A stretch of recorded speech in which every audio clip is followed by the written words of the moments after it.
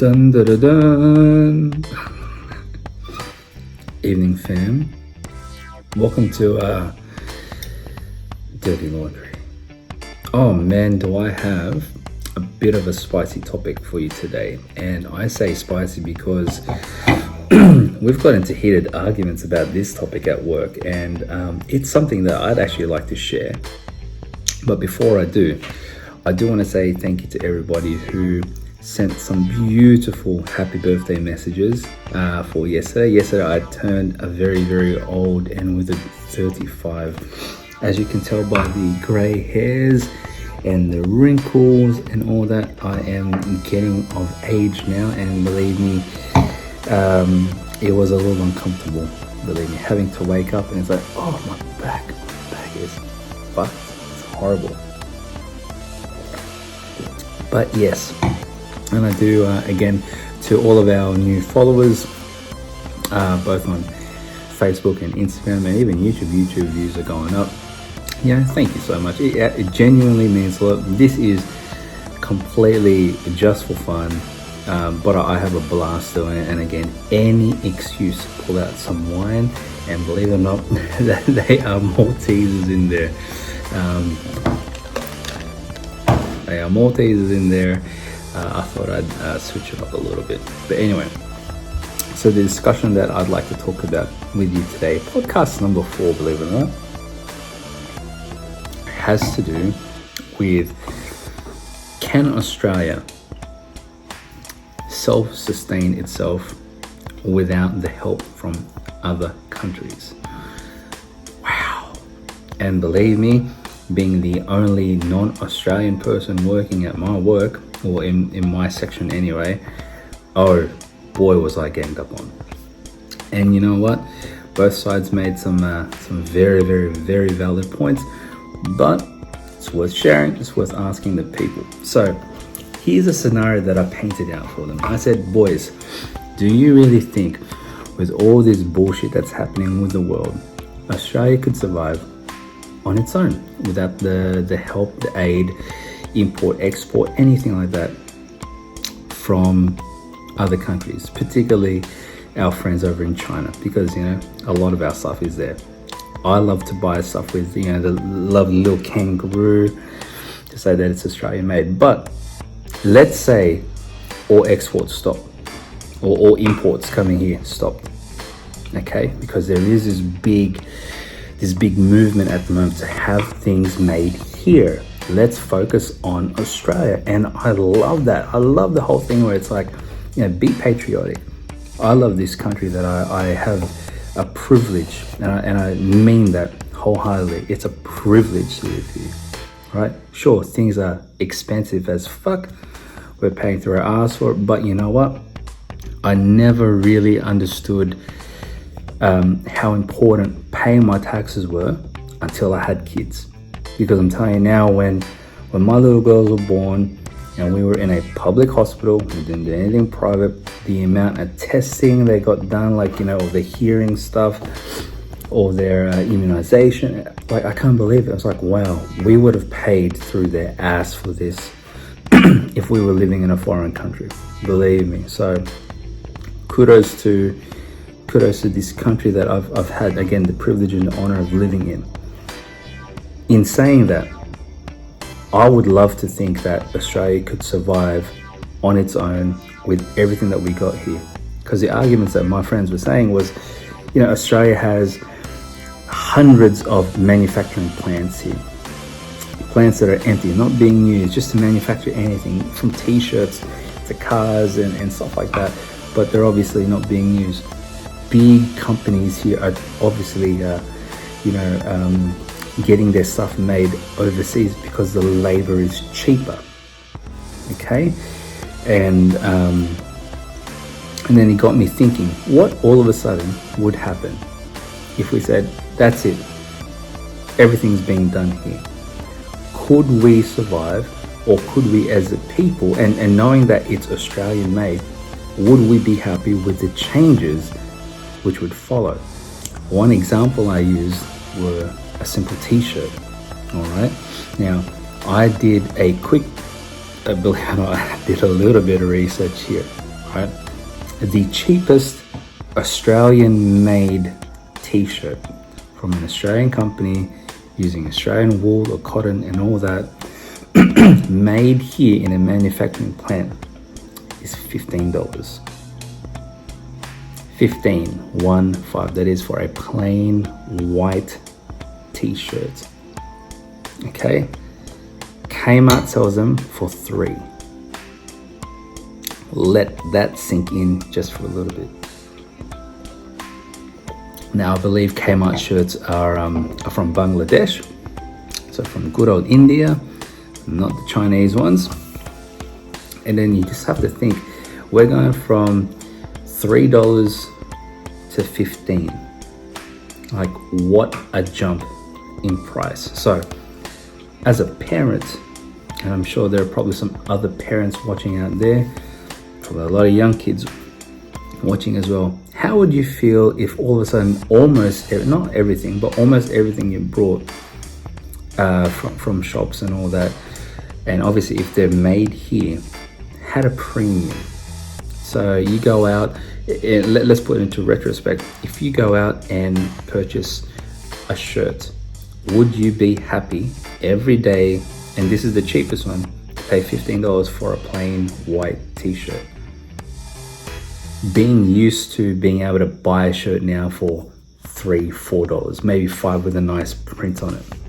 You know, how accustomed are we to paying an overseas price, and how would it affect our choice into buying something that's Australian made? Because there's a big part of me that wishes it would happen, because we need to take into consideration how much an overseas worker is actually paid. Now, there was a statistic that came out that the average worker in China in a factory get paid $100 a month, 100 US a month. So that's probably like 140 Australian here. Now, 140 Australian dollars per month. I just think that's stupid, right? I don't think, I personally couldn't live on 140 Australian a month. There's probably not many people who can live on 140 Australian per month. This is based on the fact that, you know, we've got rent, we've got bills, food, water, clothing, whatever it is. It's crazy to think about it. The average worker here who works in a factory is on $50,000 to $60,000, and that's average. That's Australian. Now imagine if we were to open up one of those manufacturing plants somewhere, and believe me, it's going to cost a lot of money to reopen something up, and every single worker inside is going to be $50,000 to $60,000 a year, plus whatever taxes, superannuation, you know, whatnot. They're going to have to make up that money somehow, and that's where I believe the prices are actually going to go up. Now we've got some great things here. We've got oil, we've got coal, we've got steel. We manufacture all of our steel here, and I think it's fantastic. But then we obviously import a lot of that to China. China build their cars with it, and then we buy the cars and bring it back here to Australia. So we're kind of just like doing this funny loop. I don't know how you guys feel about it. I told my friends, I said, I don't think Australia could do it. And I mean that wholeheartedly. I wish we could. But as a consumer, are we ready? And maybe for the short term, yes, but are we ready to pay Australian prices knowing that we're helping our own economy? Is that something that we're prepared to do? And I'm not just talking about t-shirts. We're now talking about almost everything else. So one thing that even crossed my mind earlier was the type of, like, even cars. So we just bought an LDV D90. Now it's a Chinese car. I love it. It's beautiful. I like it personally. Okay, we're gonna have a lot of haters out there. LDV, shit, whatever. Okay, all good. It's what I could afford. And again, that's the thing. For the type of car that we got, it ended up being like $40,000. Something of the same class, 7-seater, leather, all inside is at least 80 to 90,000. Maybe there's a low $70,000 one in there. And it's crazy to think that we could go from $40,000 to $60,000 purely based on where the thing is made. Now, again, that's excluding or actually that's including all of the taxes, the shipping taxes having to come from overseas and all that. But it does beg the big question: are we prepared? Can we do it? I would love to see Australia become one of the biggest superpowers. I mean, I know we already have one of the richest real estate, one of the world's richest real estates at the moment. I love that. We've got investments. I love the fact that people want to come over here and buy our stuff. But when is enough enough? How much of Australia is already owned by foreign interests, let's say, foreign parties? How much of Australia is actually owned by them? How much do we own? Real estate. How many, overseas visitors come here specifically to buy our land, our whatever it may be? And it's a horrible topic to talk about because I wasn't born here. I was born in the Philippines, lucky enough to come here when I was 5 because my parents said we want to give our family a better life. And I know what my life would have been like if I was still in the Philippines. The Philippines is classified as a third world country, and I'm not even joking, third world. All right, coming over here was an absolute blessing, I probably would have had 5-6 kids already if I was in the Philippines, because there's not much to do there. I probably would have been a lot thinner. That's kind of a positive because I probably wouldn't be able to afford food. But over here, my life is completely different. And that's the thing. I've still got a lot of family over in the Philippines, and knowing how much money they make for the amount of hours they do is absolutely heartbreaking. Absolutely heartbreaking, gut-wrenching. All right? The amount of hours that you do there, the hard work that you do, all to try to get out of the Philippines, to try to come here, try to go somewhere else. It breaks my heart.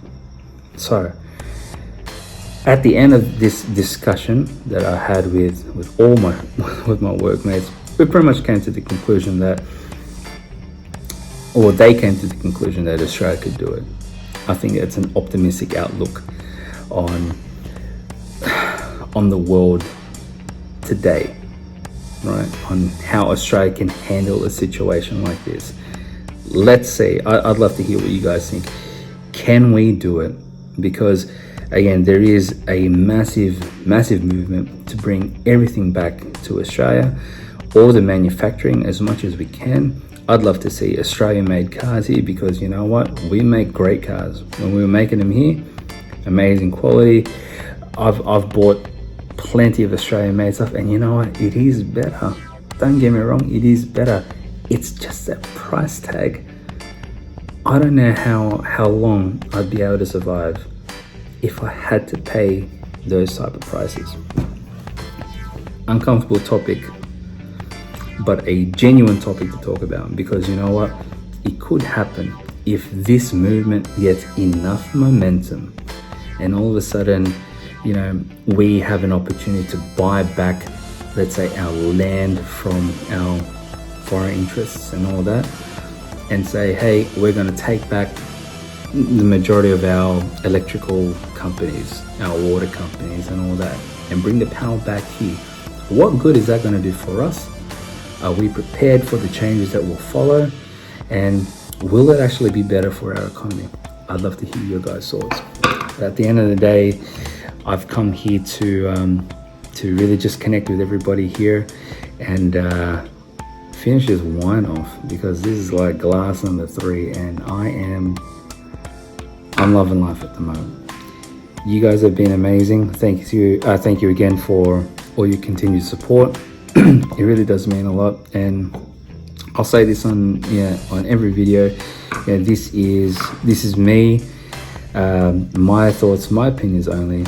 No one's paying me to do anything.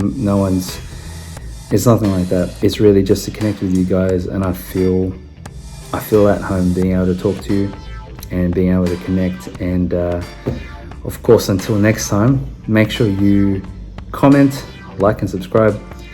I'd like to know what you guys want to talk about. Tracy's topic the other day was actually quite fun, but make it spicy. I want an R-rated topic to talk about soon.